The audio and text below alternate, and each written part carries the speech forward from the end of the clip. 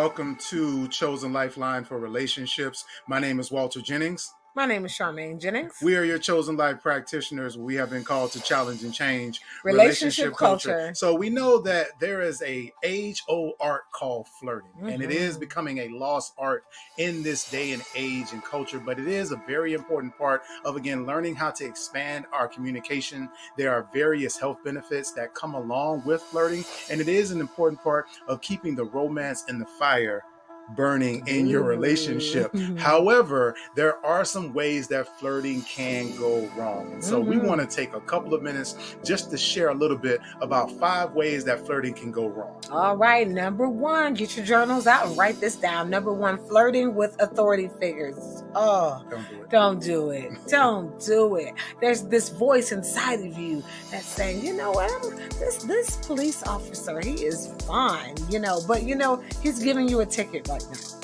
Okay, it can come off as really that you're being manipulative, you're being disingenuous because you really just want to get out of getting this ticket, right? And now you're using your beauty, you're using your gender, whatever type of privilege you can use. It seems like you're just using that to get out of whatever this consequence is. So authority figures, it can be something that really, it doesn't paint you in the most positive light, and the person really in their position can't receive your flirting as something that is genuine because of their position.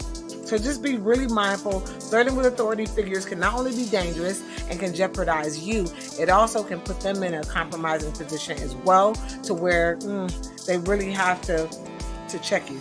All right. Now, the second way that flirting can go wrong is when you choose to flirt on the job. Now, obviously, again, you're on your job to get a paycheck, to fulfill an obligation. For those of you, again, who have an interest in a certain vocation or field, to actually continue to practice in that area. And so when it comes to the interactions and relationships with others, the professional aspect is really the most productive.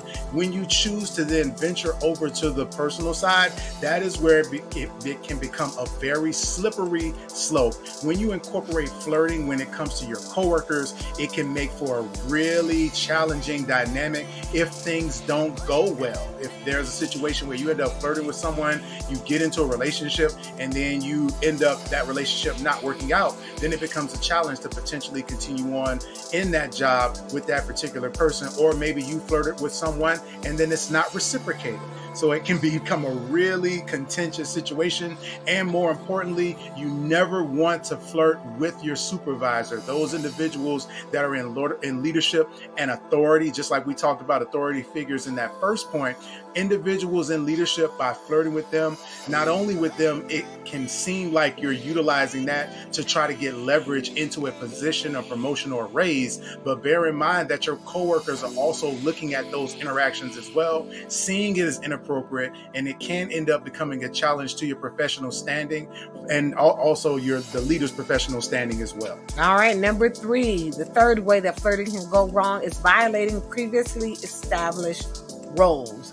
This can show up in a relationship. Maybe we've already established, that, I don't know, I'm the flirt. Maybe we're in a monogamous relationship, right? Or maybe we're just friends. Or maybe we're friends, yeah. Right? And now you cross the boundary. So maybe, I kiss you on the lips and then I laugh. And I'm like, I was just flirting. And you're like, wait a minute, but we're friends. And now I've kissed you on the lips. Maybe you got a girlfriend. Or maybe you've always kind of had a secret crush on me. And now it's taking our friendship to this weird place. And so don't really be mindful when flirting goes wrong. You violate the established roles. Like I respected that we have a friendship, but I like you, and I used to like you. Like, don't do things that would really put me in a compromising position and put me on this emotional roller coaster ride. Absolutely. And in conjunction with that, which is the fourth way that flirting can go wrong, is when we ignore clear signs of interest. So when we see that this particular person is feeling us or liking us in a way that is not necessarily in alignment with the relationship that we want to have with that person, it's very important that we have a conversation with them to ensure that we're on the same page when it comes to the relationship. Maybe, again, the flirting has been misinterpreted. Maybe, as Charmaine just mentioned with point number 3, that this person has taken the flirting the wrong way. And so they're feeling something that you are completely not feeling. Either way, it's important to have a conversation, sit down, and ensure that both of you are on the same page. And last but not certainly least, number 5, the 5th way that flirting can go wrong is flirting in the presence of your partner. Yes. Oh my gosh. If you are one of those that you really love to pretty much stir up your partner's jealousy, because I think it's sexy, it's a turn on. I love to see my partner jealous, and you like the attention it gives to you. Yeah, we're going to encourage you not to do that. Okay, so flirting in the presence of your partner, it really not only can put your partner in harm's way. I mean, it can be dangerous. You know, you're flirting with someone, they're getting the impression that you're into them and that you're available and that you are okay to be flirting with them. They come over, they engage you, your partner's offended. The offense lies with you, but because of these different gender dynamics, right? This person's trying to talk to you, and then your partner's saying, hey man, I'm with her. And then he's looking like, well, she don't seem like she's with you. And now you can essentially incite a contentious situation that can become catastrophic. Yes. For a myriad of different ways. Yes, it can put you in harm's way and your partner in harm's way as well. Don't do it. It is disrespectful, and you really want to talk to your partner about this whole flirting process as well. Really, flirting should be reserved for you and your partner. Absolutely. Thank you all so much for tuning into this Chosen Lifeline for relationships. Be sure to like, share, and subscribe, and visit us on chosenlifespecialist.com. Book us for a session. Yeah. We would love to partner with you and discuss your individual and collective journey.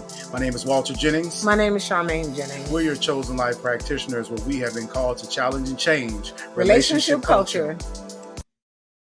Did you wake up this morning and didn't recognize the person you had been in a relationship with for years? Have you been misinterpreting your partner's verbal and nonverbal cues? What's the most difficult conversation you've been avoiding having with your partner? The support, skills, and strategies are just a phone call away. Contact us at chosenlifespecialist.com.